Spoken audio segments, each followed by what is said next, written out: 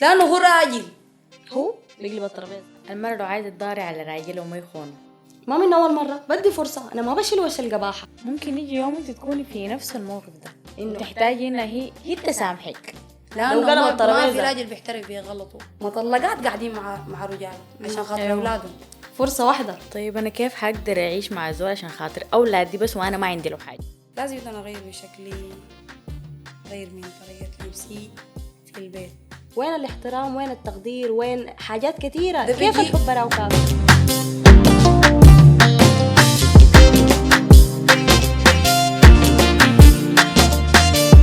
السلام عليكم، مرحبا بكم الليلة في نادي النساء السري، حلقة مخصصة للنساء وبس. شرفتنا الليلة أستاذة ريان السادة، لكن إحنا الليلة عايزين ريان بس. مرحبا بك يا ريان، حقيقة منورانا شديد في نادي النساء السري. مرحبا، كيف اخبارك؟ بخير والحمد لله، وان شاء الله نكون ضيوف خفيفين عليكم. إن شاء الله.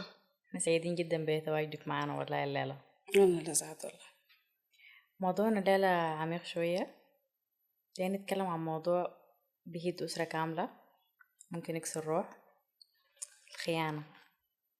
يعني شنو خيانة يا ريان؟ حبيبي يكون عديم عشرة وصاحبة تكون جبانة. ده كلام عميق شديد. كلام كبير. خيانة وجع، وجع متعدد الأسباب. يعني في أسباب أكيد. بتخلي الإنسان يخون؟ أكيد طبعا. أسباب كثيرة ولا هو مرض فيه، ولا أنت وجهة نظرك شنو في القصة دي؟ أسبابه كثيرة، ممكن يكون في المرض، العلة فيه يعني. ممكن مهم. على حسب الحالة. يعني في أسباب كثيرة للخيانة. أكيد طبعا، في اتغام، مهم. في فراغ عاطفي، في ضعف شخصية، في العلاقة من أساسها غلط، والأسباب متعددة. مهم. طيب الخيانة دي عندها مبرر؟ عندها مبرر، عندها أسبابها. طيب أنا ليه أخون وأنا ممكن أواجه أفصل العلاقة عديل؟ إذا أنت بتقدر تتخلي عنه هتفصليه. بفصله أحسن مما أخونه. كذاب، ما بتقدري، لا بقدر. ما بتقدري والله. شوفي أقول لك كلام، طيب التعلق أقعب من الحب. حصل. فلما تكوني متعلقة بشخص أكتر مما أنت بتحبيه، بيبقى الوجع هنا، بغض النظر عن ما إنه هي كانت العلاقة شنو. لأن الحب ذاته أنا بقول لك أنواع، بالنسبة لي ما بعرف عندكم بتعامل كيف. لكن مثلا أنت اللي صاحبتي، أنا بحب صاحبتي، أيوة. أنت صاحبي، أنا بحب صاحبتي شديد والله، لأنه عنده حاجات مميزة معي. طيب في توافق. بالإضافة للعلاقات العاطفية. طيب والخيانة دي محصورة على الأزواج بس؟ أبدا، محصور عليك أنت صاحبتي، صاحبي، في الشغل، في البيت ممكن تلقي الخيانة. أخوات، أهل. فلنفترض إنه الشخص اللي معاك ده خانك، سواء خطوبة، زواج، حب، أي حاجة، رد فعلك حتكون شنو؟ وجع. يعني هل حتديه فرصة تانية ولا؟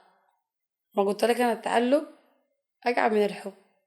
إذا أنت متعلقة ما بتقدر تتخلي عن الشخص ده، ممكن تديه فرصة، وما فرصة واحدة، فرصة واثنين حتقع في نفس وثلاثة. الغلط تاني أيوة. وتاني وتاني. أيوة، لكن لحد ما تشوفي الأسباب شنو. لا، الكوباية دي لو أنا اديتها موية فاتت حد هتدفق مهم.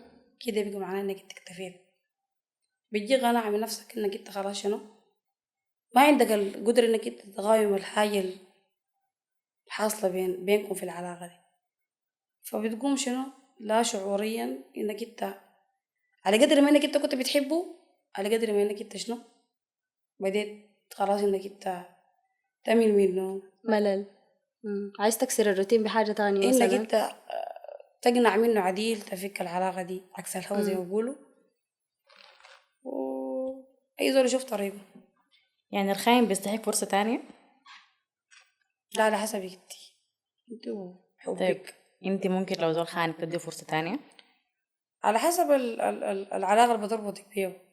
ممكن يستحق الفرصة وممكن ما يستحق الفرصة، وما فرصة واحدة، فرصة واثنين وثلاثة، على حسب. على حسب مدى تعلقك بالشخص ده. خليني من حب. انا بالنسبه لي من اول مره بفصل طوالي، مستحيل ادي زول فرصه انه زول خانني انا ادي فرصه تانية. معناه ما بتحبي؟ بحبه، لا. ممكن اكون بحبه لكن ما بقدر ادي فرصه تانية. ليه؟ يعني بالنسبه لي الخيانه دي خلاص، يعني ده حد فاصل العلاقه، موضوع انتهى. لو جدك مبرر؟ انا شايفه انه اصلا ما عندها تبريرات. ليه؟ انت زول من الاول انا ما بنفع معاك في حاجه، تيجي تواجهني عديل حاصل مني كده كده كده. ما في حاجة اسمها من الأول، دايما البدايات ما بتبهر. بدايات حلوه هاي في الآخر النية بتبين. صح. عرفتي إنه لازم تدي فرصة ليه؟ ممكن ادي فرصه طيب. ما فرصة، فرص. على حسب لأنه الحب العلاقه. عامل كده من أول غلط قلت لي مع السلامة الشارع، انت معناه ما بتحبي، معناه انت بتلعبي وانت الخاينة. طيب انا ممكن اكون بحبه ايه، لكن ما بتقبل انه من البدايه ما من أول يكون. غلط. طيب ما انت الليلة أقول لك شنو، جيت المدرسة أدوكي درس، أقول لك أمشي احفظي، ما حفظتي جلدتي، هتحفظي ولا ما هتحفظي المرة الجاية؟ هحفظ. شكرا جزيلا. لكن طيب الخيانه دي ما حاجه كبيره شديد. لا أنا ممكن أنا عاقبه لكن أتخلى عنه ده ما حب. يعني انا بالنسبه لي انه في غلطات اوكي ممكن امشيها عشان العلاقه تستمر من أول مره غلط ومرتين أنا وثلاثه، بتكلم من أول غلط. لكن ما خيانه. الخيانة لما انت تحصل قلتي من أول غلط أنا بقول له مع السلامة. من اول مره يخونني فيها، لكن من اول غلط انا ممكن امشي طيب أنا ما مره أقعد مع مرتين نفسي ثلاثه. أو أقعد معاه وأجيبه وأقول له أنت ليه خنتني، أتناقش معاه. إذا لقيت إنه هو عنده سبب مقنع ما حتقدر تخلي أنت الغلطانة. طيب اذا هو اصلا خاين طبع فيه من نفسه، هل انا بقدر اغيره؟ مرض يعني جواه. وإذا أنت عارفاه إنه هو مرض وخاين أصلا من البداية، أنت اللي عاملة معاه علاقة ليه؟ ما انا ما كنت عارف كيف ما من اكتشفتيه البدايه. الغلط غلطك إذا. واكتشفتيه من أول غلطة إنه هو خاين ومرض نفسي. ايوه من اول غلطه أنا عن عارف. يا نفسي سلام. أنا عن نفسي بعد لكن من تحصل الأول عارف الخيانة كيف. بشوف أصلا المشكلة يعني عملت كده شنو، بحاول الكلام أنا أحلها. بقوله ليه؟ حليتها أوكي، العلاقة مشت تمام كده تمام. مستحيل أتخلى قبل ما أعرف السبب. تدعاغى مرة الأولى، مستحيل. مرة الثانية، مرة الثالثة، مرة الرابعة. إذا أنت حسيتي بنفسك إنك أنت العلاقة دي متعباك مع السلامة. أيوة برضو انا برجع بشوف انه من الاول مفروض تيجي قبل يدخلني حسيت أنت من انه الأول دي كيف؟ في حاجه. من طيب الأول قبل التعرف يعني على بعض، ولا قصدك شنو؟ مما يحس انه الزول مثلا انه بدا يميل من العلاقه، بدا انه العلاقه ما نافعه معاه وحس انه داير يمشي يطلع يفتش برا. السبب مفروض شنو؟ تشوفي الأسباب. طيب اوكي الاسباب دي انا هعرفها كيف لو ما هو جا من الاول يتكلم معي. طيب وما حيجي يتكلم معك ما على حيجي ميت يتكلم. مقصرة. تشوفي التقصير في شنو، انت ما حتعرفيه الا تقعدي تتكلمي وتتناقشي معاه. مهما كنتم المشكله اتحلت اوكي، الناس مشت تمام خلاص، تاني ما في خيانه حتحصل في بعد حل المشكله. انا مهما كنت مقصر مفروض برضو حتى لو في تقصير مني من قبل ما يخوني، طيب يجي مثلا نتكلم معاي يقول لي يا اخي حاصل منك 1 2 3 4 كده. ما في زول ما حيجيك مقصر في زول بيجي الطرف بيجي يقول الثاني بيقول لي يا أخي أنت مقصر في حقي. بيشوف مهرة، لأنه حاجة لما تطلب ما يبقى عندها طعم. ايوه بالضبط. يعني هسه انتي حتدي الزول اللي بخونك فرصه لحد ما تحلي القصه. ما بدي فرصة واحدة، كم فرصه؟ بدي فرص كتار كتار لاني على حساب نفسك. متمسكه حتى لو على حساب حتى لو نفسي. هو متمادي. حتى ما انا بحبه ومتعلقه به. طيب لو هو ما مراعي للحاجه دي انت حتعرفي كيف؟ لو هو عايز سبب مثلا. عندك حد. ما احنا بنكون احنا يعني كنساء بنكون ما شايفين الحاجات دي.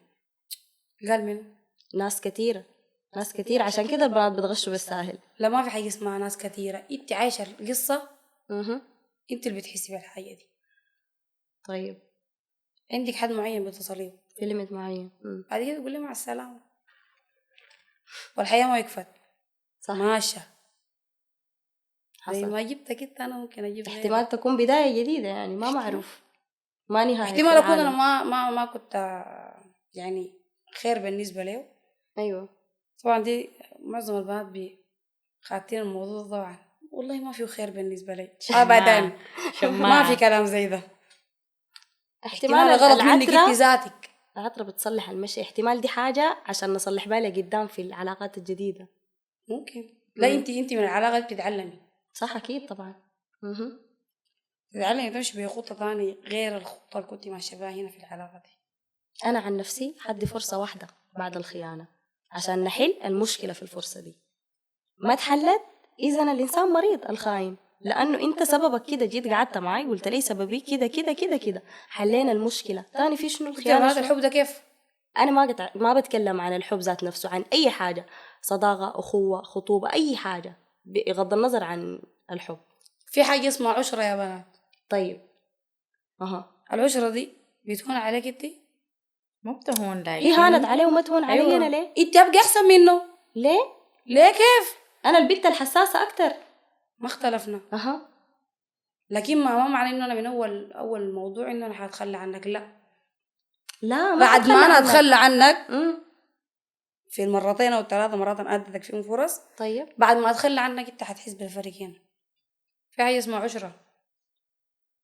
طيب هي العشره دي هانت عليه، يعني انا ما تهون علي ليه؟ يعني احسن مني في شنو؟ لانك انت كنت خدتها انه هو سند بالنسبه لك. طيب طلع ما سند.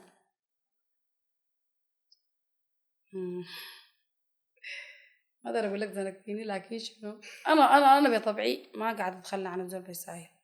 تتعلقي انت؟ ما قصد بتعلق، لكن ما بحب انه مثلا ما اتسرح في قراراتي بالنسبه لموضوع العلاقات. طيب. بديك فرصه وفرصتين وثلاثه وما بخلي شيء يجي مني نهائي الا لما ادوش. لو دوشت خلاص الشين ما جا خلاص، انت الرياكشن بتاعك حيكون شنو؟ يعني حتدي فرص الى ما لا نهايه لحد ما انت طاقتك كلها تخلص. العلاقه المفروض تشيل، يعني تديك ما تشيل منك. بتديك وتشيل منك، لانه الحياه يوم لك ويوم عليك. المفروض تديك اكتر. ما الحياه دي في البدايات بس كل الناس في البدايات بتكون بتقدم افضل نسخه من نفسها. في علاقات بتشيل منك، في علاقات بتديك. طيب لو انتي بعد اديتيه الفرصة لقيتي انه بتشيل منك اكتر مما بتديك، شنو الرياكشن؟ قلت لك ان انا بدي فرص. طيب بعد ذاك لقيت انه حتى الفرص رديتها له ما نفعت. بتنازل. ما في تحسن. لكن ما بتنازل طوالي. الموضوع ده كده ما سيء. طيب حتى لو انا غلطانه حيدوس عليك كده اكتر. حتى لو انا غلطانه طيب. برضو ما بتنازل. طيب انت بتديه فرص عشان نفسك انت ولا نفسي عشان هو بيستاهل؟ عشان نفسي. عشان انا ما بقدر انه انا اعيش ما عشانه، عشان انت تعلقتي. ايوه. عشان انا ما بقدر انه انا مثلا اتخلى عنه بسهوله. طيب ده ما غلط، الحاجه اللي انت بتحبها ده على حساب نفسك. على حساب نفسي. هاي ما قلت لك في علاقات بتشيل منه وفي علاقات بتديك. لامتين؟ طيب لحد ما تصل للحد المعين اللي عندك انت، لحد ما تقرف من القصه كلها. بالضبط. بعد ذاك انت بتقدر انك انت مثلا تحس بنفسك انك انت بتتعامل مع العلاقه دي زيها وزي اي زول. مثلا الشخص ده زيه وزي اي زول انا عندي، بيجا ما في حاجه بتاثر فيني. لو شفته مع بيت ما بأثر فيني عادي، لو لقيته بيتكلم بتليفونه مع بيت ما نفس الأحاسيس الأولى. ايوه طبيعي، ما بيفرق معي. طيب لما تصل للنقطة دي بتواجهي ولا بتنسحبي من سكات؟ بعاملك نفسي تعامل، بتعامل معاك بنفس التعامل بتاعك. كده العلاقة انتهت. طيب خلاص. قلت لك حتى لو أنا غلطانة ما بتنازل. تعالي تنازل انت. ليه ما بتنازل؟ طيب عشان الشيء ما يجي مني حتى لو أنا غلطانة. ما بتنازل عن شنو؟ ما بيجي بقول لك إنه أنا خلاص دار ننهي العلاقة. ما خلاص أنا بيني وبينك انت وصلتك المعلومة بتاعت إنه أنا بيني وبينك بقت ما في تبادل بتاعت مشاعر. بقت العلاقة نورمال. ده الكلام عن الزواج الحب كده. طيب احنا مثلا دايما بنشوف لما الراجل يغلط الناس بيقول لك ده راجل ما يغلط ساي. يعني انا ما عارفه هل في حاجه في بند بيقول انه الراجل لما يغلط الموضوع عادي نمشيه يتعامل عادي وننسى له اخطائه، ولا ليه احنا المرأة دايما هي بتغلط يقولوا غلطت خلاص دي مصيبه كبيره بيمسكوا فيها شديد ويتذكروا لها لحد ما تموت؟ ممكن يكون مجتمعنا وعاداتنا وتقاليدنا ليها الدور الكبير في الحاجة دي، إنه أنت حاجة حساسة. قوارير. لازم يحافظوا عليك ولازم يهتموا بيك. لكن الراجل ده ما خلاص راجل. احنا ما عارفين الكلمة في حد ذات الراجل راجل ليه. طيب ما المرة الغلط ده ما واحد. تغلط. طيب المرة طيب ما مرة. والغلط ده ما غلط. الغلط واحد يا ليه جماعة. ما بتحاسب واحد. على الراجل وتحاسب على المرأة؟ لأنه نحن مجتمعنا عامل بالطريقة دي يا إخواني. مجتمع ذكوري. عاداتنا وتقاليدنا ماشية كده كشعب سوداني. كشعب سوداني ولا كوطن عربي؟ كشعب سوداني. يعني الحاجة دي عندنا إحنا بس. كشعب سوداني خلينا نمشي كده. إحنا دي حاجات من زمان يعني من جدودنا يعني المرأة لما تغلط فدي حاجة كبيرة. عادات الآن إحنا وتقاليد. ما عارفين القصة دي ليه. يعني بتذكروها ليه لحد 100,000 سنة لحد ما تولد وتجيب أولاد وأحفاد أحفاده كلهم بيكونوا عارفين المرأة دي غلطت. لكن الراجل أولاده ما بيعرفوا إنه غلطوا. خلاص الموضوع مات هنا. عادات وتقاليد ومجتمع. ما ممكن نغيرها بشنو؟ تتغير. احنا نشوف انه الغلط ده غلط واحد يتحاسب على المرأة ويتحاسب على الراجل. ما ينفع. صعب الموضوع ليه ما ده. ينفع؟ لأنه نحن مما قمنا لقينا الموضوع ده عامل كده. هتغيري كيف انتباهات وفهم بأنه يا أخي هنواصل الغلط كده؟ غلط والصح صح. هو أصلا الغلط غلط والصح صح إذا عند الرجل ولا عند المرأة. طيب لكن في غلط بيتحاسب به الراجل وفي غلط ما بيتحاسب به. طيب زي شنو؟ المرأة لما تخون راجلة ليه الراجل ما بيتنازل؟ لأنه هو بحين هي راجل. ممكن تمشي له. لأنه هو راجل. ما احنا في الكلمة ذات بتاعت لأنه انه هو ليه لازم راجل. يفرض شخصيته. لأنه هو الراجل عنده كلمة. لأنه هو الراجل عمود البيت وللبيت. أيوة. فعشان كده لازم ما يحترف لك بأنه هو غلطان ولا إنه هو خاين ولا يتسمى بأنه هو خاين. وما في راجل بيحترف بغلطه. صح. ده اللي بنشوفه. أيوة. ليه؟ بيحس بأنه هو قلل من مكانه. انه ضعيف.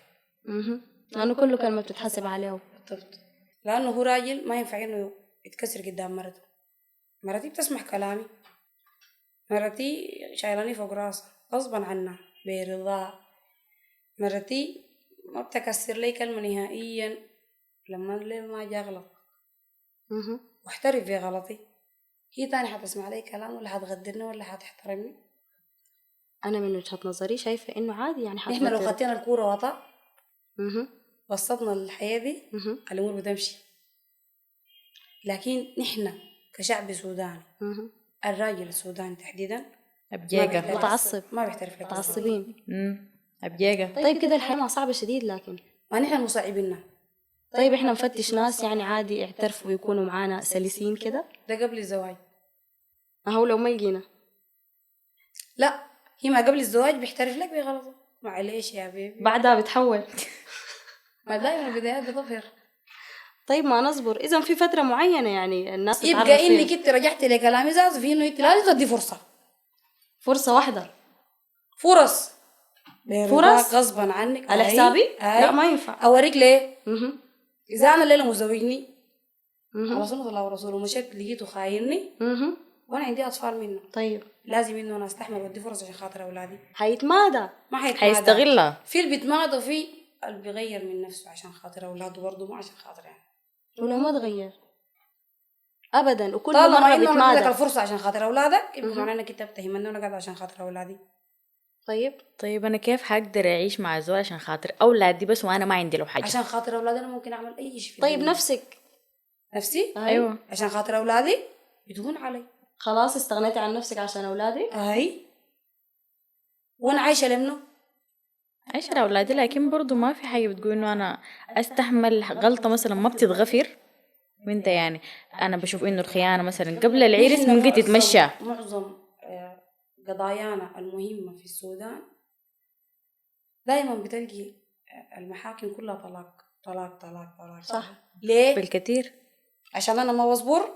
لا انت كمرة جابوكي في الدنيا دي المرة صبورة بطبيعة ما زي الراجل. أيوة. فلازم إنه أنا أصبر ولازم إنه أنا أستحمل عشان خاطر أولادي حتى لو عشان خاطره هو.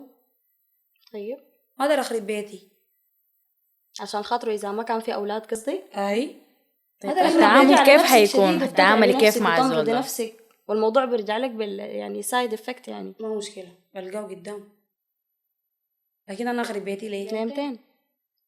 والله يا أخي لحد ما ربنا يسهل ده عن نفسي أنا.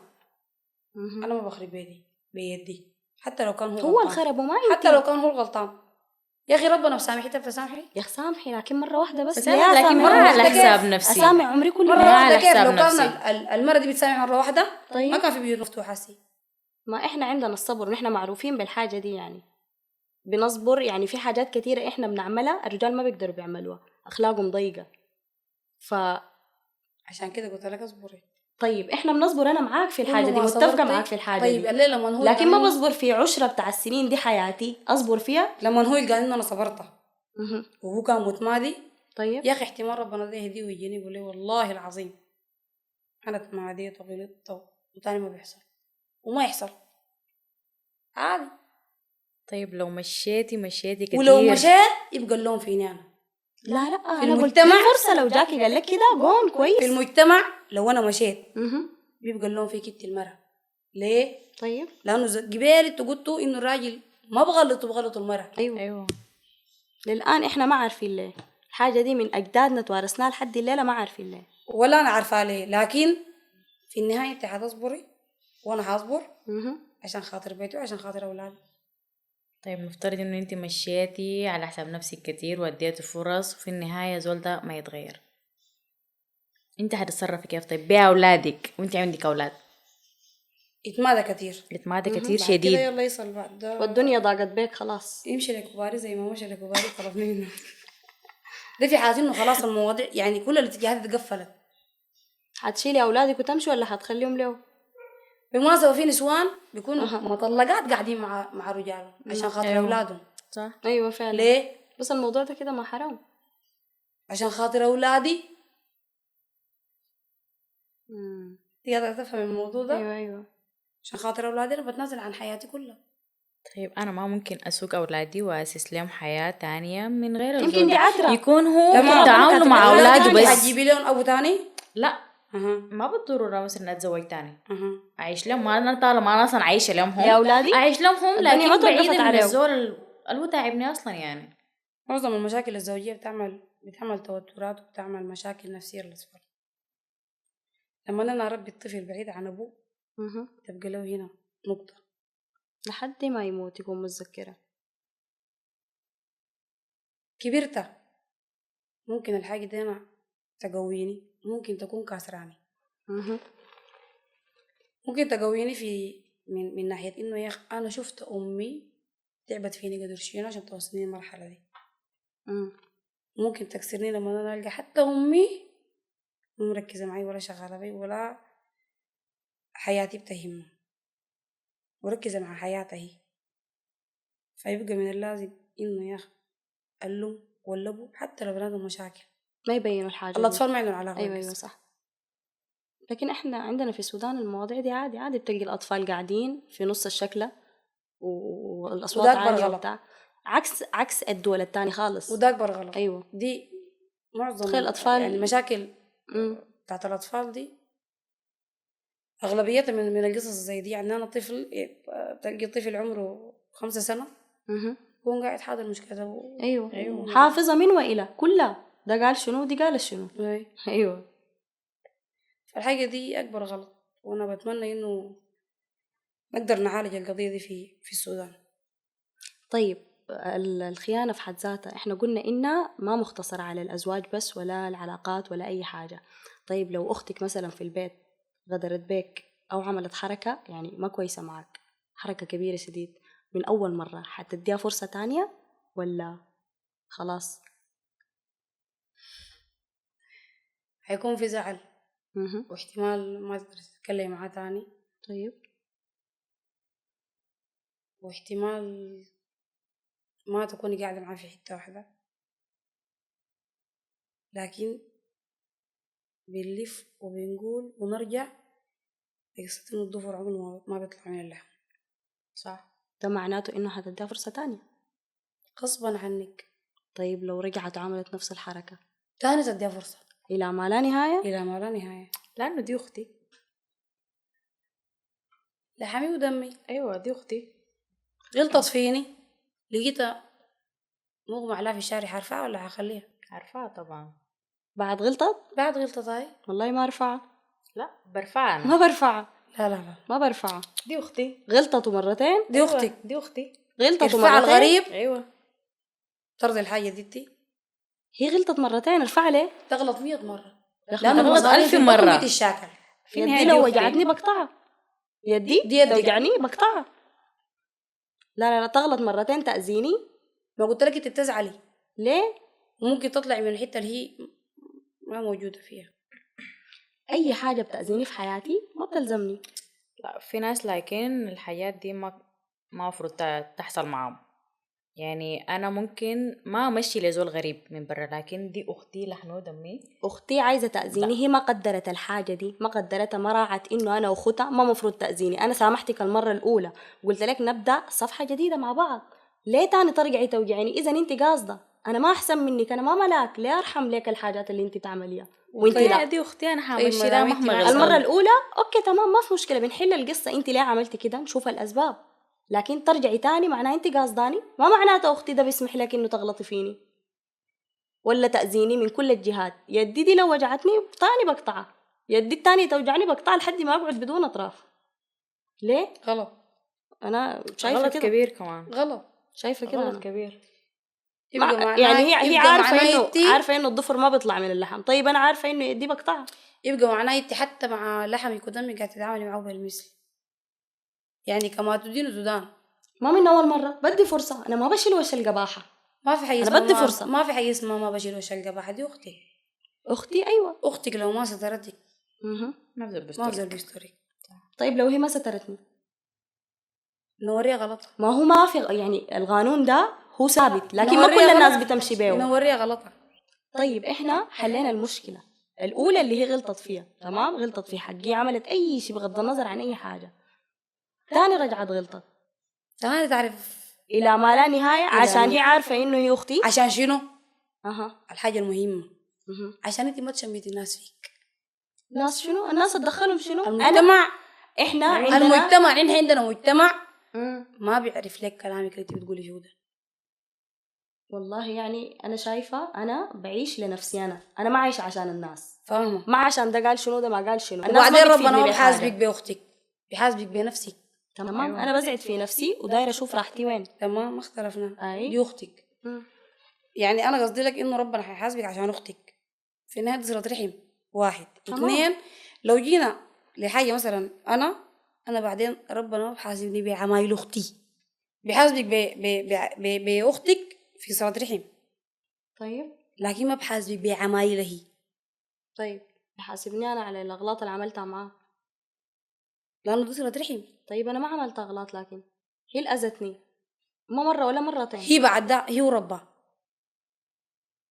طيب ما في مشكلة، بتكلم عن نفسي أنا. نفسك انت بعدين هناك يوم أنا القيامة. عملت اللي علي، أنا سامحتها وبدأت معاه صفحة جديدة، عايزة أحل مشكلتها دي. نفسك دي خلتها تعمل نفسك كده. دي ما في صلة الرحم.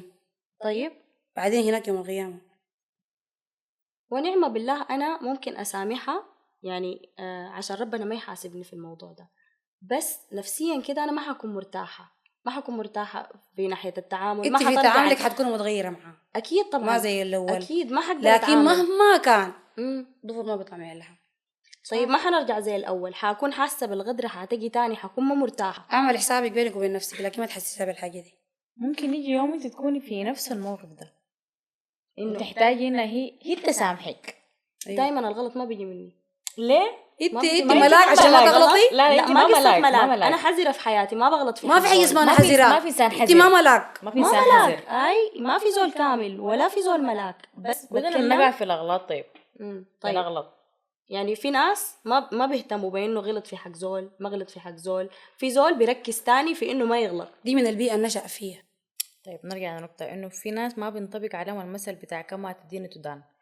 يعني انا الليلة اختي مهما اللي عملت لي ما حستحمل انه يحصل لها ولا حاجة، لأنه أختي مهما كانت عملت لي اي غلط في الدنيا ما حستحمل فيها ولا حاجة. تغلط فيني مرة واثنين وثلاثة اقعد معاها اتفاهم معاها اتناقش معاها، لكن اوكي ممكن يكون حذر منها في حاجات، اتعامل مثلا في حدود، ممكن لكن بيناتنا ذات يكون كونه ما في تعامل افصلها. في البيت. ايوه لا لكن قدام الناس احنا احلى ناس. ايوه ايوه بالضبط كده. الناس ما تعرف اي حاجه عننا. احنا قدام الناس احلى اخوات، لكن مشاكلنا مع بعض دي جوا البيت. ايوه بالضبط. لكن انا واختي أكيد مهما ما في كانت زول ذات حيمشي لي نفسها يمشي هي على اختي التاني يعني، كعبه. أكيد. لا مهما كانت هي كعبه انا ما بقول لزول انها هي كعبه. اختي دي اسمح زول قدام بالمناسبه الناس. دار اديك كلام في الاخوات اللي بيبشعوا في بعض. ايوه شايفي انا ما كتير. بقول لك، انا قاعد اتكلم لك عن الموضوع ده من قبل. اي لكن انت ونفسك. انت ونفسك وتعاملك. دي انت والحاجه يعني مثلا انا عندي اختي الصغيره مثلا انا بحبها شديد. طيب ما زي باقي اخواتي مثلا، مع انه هو الصح انك انت ما تفرز، لكن في زول عنده معزه أكيد. براءة. قريب كده شديد أكيد. بس بيكون. بالضبط كده. أيوة. أي. ده لما نجي يغدرك غدرة حارة بتكون حارة شديد. شوف الدنيا ظلام خلاص بعد ده. بتعامل معاه تحس لكن إنك شنو؟ بقيت براك. ايوه بتعامل معاه لكن شنو؟ باخد حذري ايوه وما بديه نفس الحاجه اللي انا كنت مديها له. أي ما ده الكلام، نرجع لنفس النقطة لكن تاني. ما بقطع علاقتي بيه. ده اخوي ما حيكون تقول لي انا بقطع يدي. ما حيكون في أسرار بتتقال بينكم، ما حتكون في ونس ما وضحك، ضروري حيكون تكون في تعامل عادي تفاصيل بيناتنا، لكن دي اختي انتهينا. قدام الناس. هاي أختي كيفك تمام، العلاقة عادية قدام الناس. نرجع البيت ما في لا أسرار لا ده لا ده، عشان في كسرة حصلت. دي انت بينك وبين نفسك ومعاي. أي الانسان ممكن يخون نفسه قبل ما يخون شريكه. يخون نفسه في شنو يعني مثلا؟ يخون نفسه في انه مثلا يعمل علاقة مع زول تاني، او يدي مثلا مشاعر لزول تاني هو في زول في حياته. ده انا كده بعتبر انه انا خنت نفسي اول حاجة قبل ما اخون الزول اللي معي. ما هو انا لو ما اصلا كان في سبب ما بدي مشاعر لغيرك وانت كيف؟ معاي. طيب ما لاقيه منك انا الحاجه انا دايره. طيب ليه ما اوريك قبل ما اخونك؟ طيب ليه اطلب منك ما لم انت تقول انت حسيت براك الحاجه ما لما انا ما بطلب. في فرق هنا، انا لما ما انا طلبت اجي حاجة. اوريك معناه انا بطلب. لا انا بوريك اغلاطك. لا لما انا اجي انا اوريك اقول لك والله يا اخي انا مشيت عملت 1 2 3 عشان الحاجه دي انا ما لقيتها عندك. طلبتها ولا ما طلبتها؟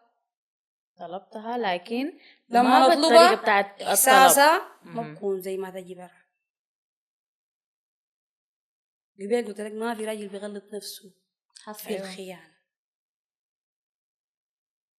يعني لو جيت طلبت بحقك هتحسي بيه بيجبر بخاطرك.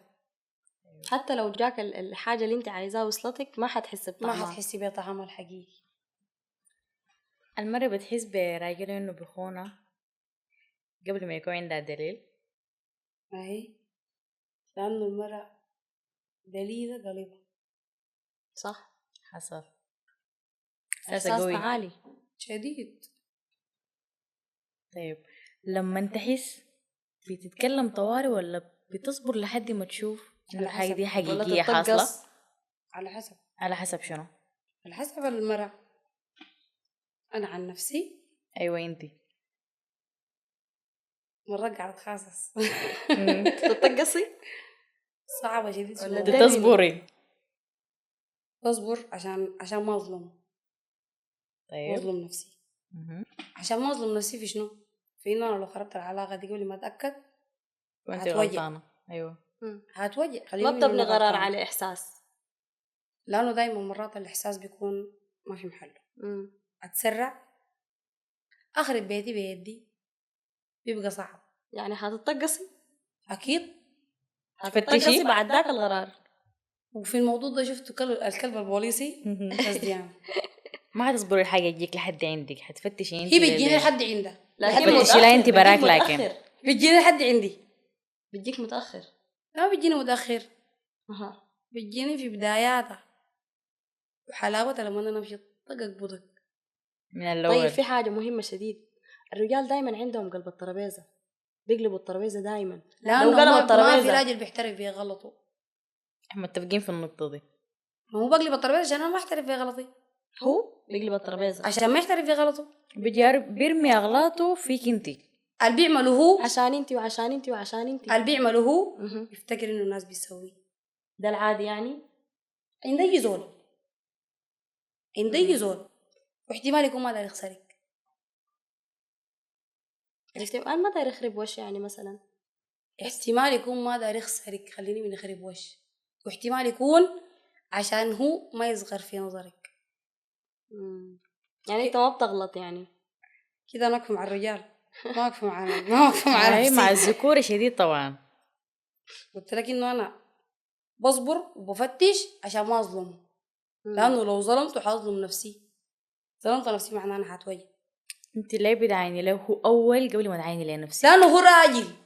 تاني مش نرجع راجل. لنقطة لانه إنه هو مجتمعنا راجل. بقول لك خليني من مجتمعنا. طيب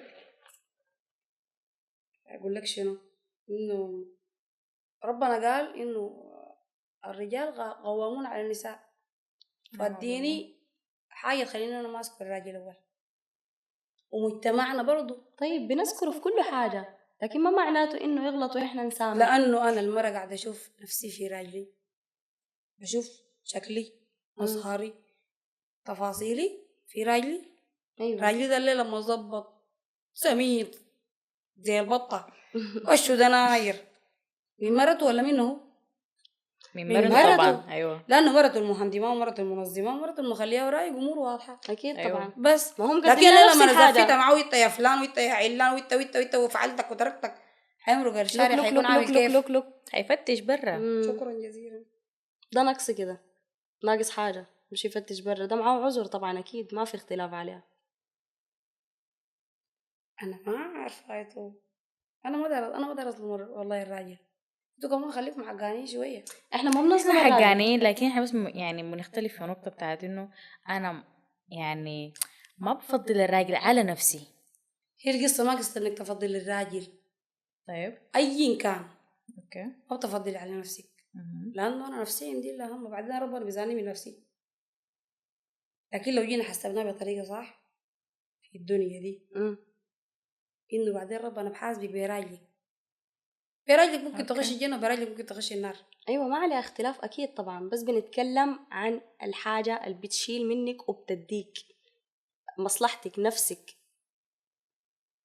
والرجال يعني الدنيا مليانة رجال، وربنا يعني حلل الطلاق. يعني في حصلت غلطة، أكيد الغلطة دي ما اتحلت، تشوف اللي بعده احتمال تكون عترة لقدام تصلح لك حياتك اللي جاية. وممكن هو يصلح ذاته في نفسه لو ما تصلح. احنا بنتكلم على الأغلاط المتكررة. في حلال، لكن انا بتكلم عن في انه حاجه ممكن تتحلى.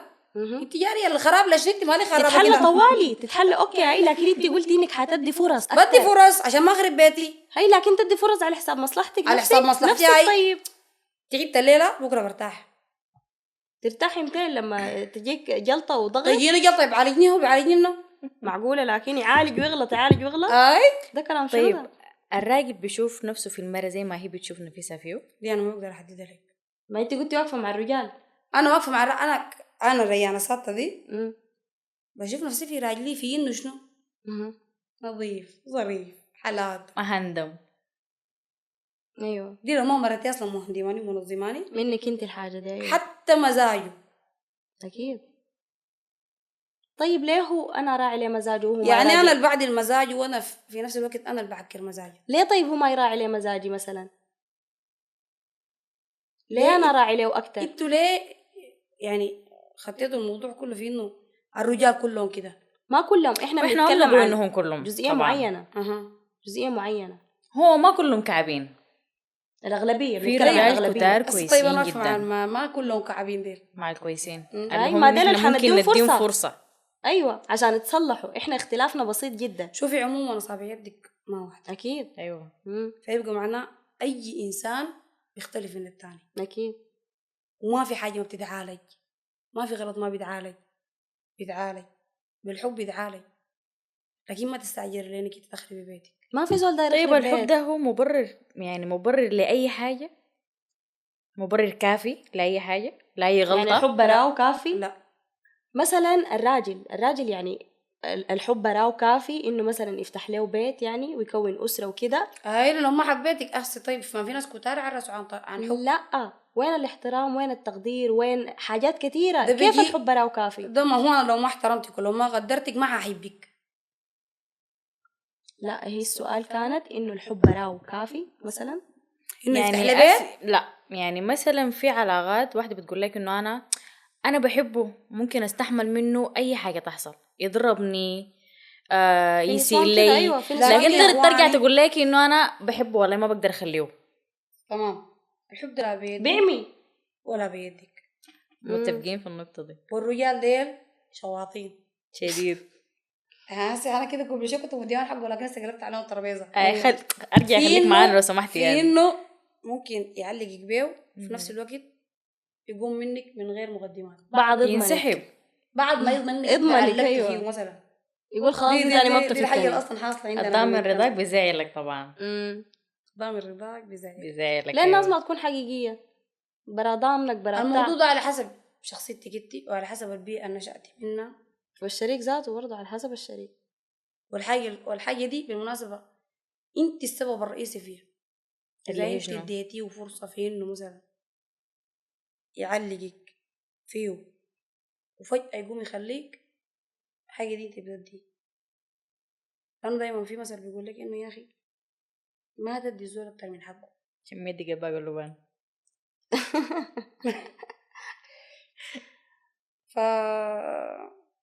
أنا غيرت معه في العلاقات دي. عندكم معاملة كيف؟ المرأة ممكن تعمل شنو عشان الراجل لما يخونه؟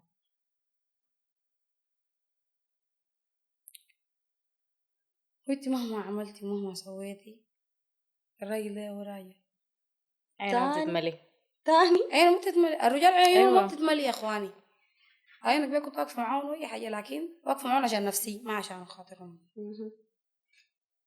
لكن ربنا محلي الأربعة هدم لي عينه كيف انتي؟ أين يعني ونعمة بالله. ونعم بالله. لكن الراجل بطبعه بحب التعدد. المرأة لو عايزة تداري على راجل وما يخونه تعمل شنو؟ مهما عملتي مهما سويتي الراجل بطبعه عنده حب التعدد. طيب أنا بعمل اللي علي والباقي بخليه على رب العالمين. طيب ما في حلول يعني؟ انت لازم مرة تقدمي تنازلات عشان حياتك تبقى ماشية مستقر. طيب عشان أنا أقدم تنازلات لازم تنازلات تكون من الطرفين. ليه من الطرفين؟ إنه هو يقدم لي وأنا أقدم له يكون انتي في عدل في العلاقة يعني. داعي رب العالمين إنه لازم طيب يكون في ونعم عدل. بالله. لكن عندنا نحن هنا في الدنيا أو في مجتمعنا إنه مهما انت قدمتي ومهما سويتي لو داري يشوف غيرك بيشوف غيرك ولو ما داري يشوف هي في النهاية قناعة. أيوة. عرفتي؟ طيب ما في مشكلة، احنا عايزين الحلول. يعني نعمل شنو عشان الراجل ده ما يطلع برا، دارين نحافظ عليه في بيته.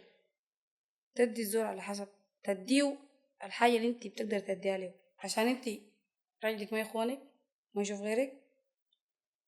ما هو ما كل يوم انا حاكل فول صح؟ أيوة.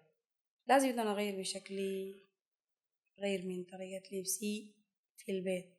ما نكد على وش شديد. ما تكوني مرة نكدية كده أقلل من النقة، غير الأسلوب وخليه لطيف.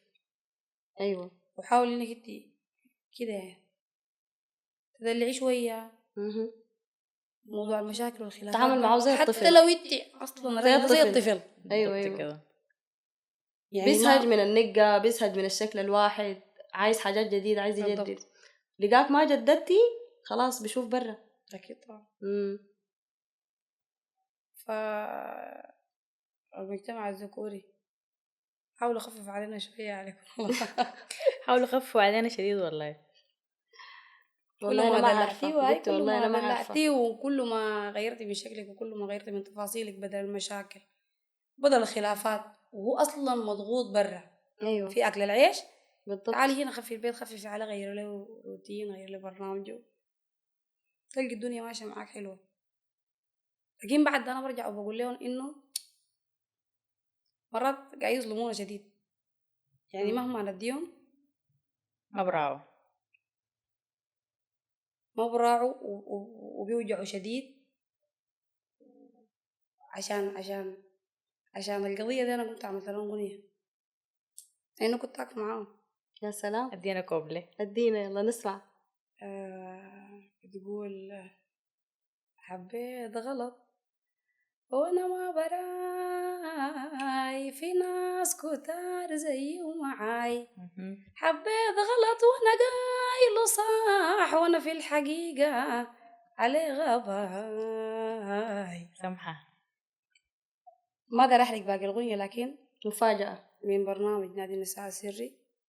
أنا بعدين لك عن الأغنية دي إن شاء الله هتنزل قريب، إن شاء الله أكون أديت المرة حقها يعني جزء بسيط من تفاصيل اللي أنا قلتها في البرنامج دي اديتها على كلها. لا انت أكمل وجه. عدلتي، اديتي كده وديتي كده، ما قصرتي. والله إن شاء الله يا أخي. إن شاء الله. كده نكون وصلنا لنهاية حلقتنا. في النهاية داين نصل لرسالة معينة، إنه الخيانة عمرها ما كانت نهاية لحياتك. صلحي من نفسك، شوفي الحياة اللي انت ممكن تقدري تقدميها، وحاولي إنه تشوفي علاقة أقوى وأنضج، ونتلاقى إن شاء الله في حلقة جديدة. كنت مشرفانا شديد يا ريان، يديك العافية. وحقيقي يعني استمتعنا بالحلقة معاكي. إن شاء استمتعنا الله جدا. نكون كنا خفيفين عليك إحنا برضو. لا أنا كنت خفيفة عليكم، إن شاء الله أكون وأنا اللي استمتعت، وإن شاء الله البنات تقدروا تفهموا توعوا شوية. الرسالة دي، أيوة. تفهموا الحلقة دي. معادلة بسيطة، ونكون عايزة فهم. خفيفين نظل عليكم. أيوة. شرفتينا شديد والله، وإحنا سعيدين بك جدا. شرف الله قدرك يا حبيبتي، وأنا اللي أسعد. إحنا أسعد بك والله. والمرة منتظرين الجاية الأغنية إحنا. المرة الجاية حجيبوا البنات دي ضيوفنا دي. إحنا جاهزين. ترى جري فكرة المذيعات دي، نحن جاهزين. زي ما بتنفع، عصروني البنات دي أنا هعصرهم بتنفع والله. إن شاء الله. قول شكراً منتظرين جزيلاً. لك. يديكم العافية. شكرا جزيلا، وانتظرونا في حلقة تانية إن شاء الله.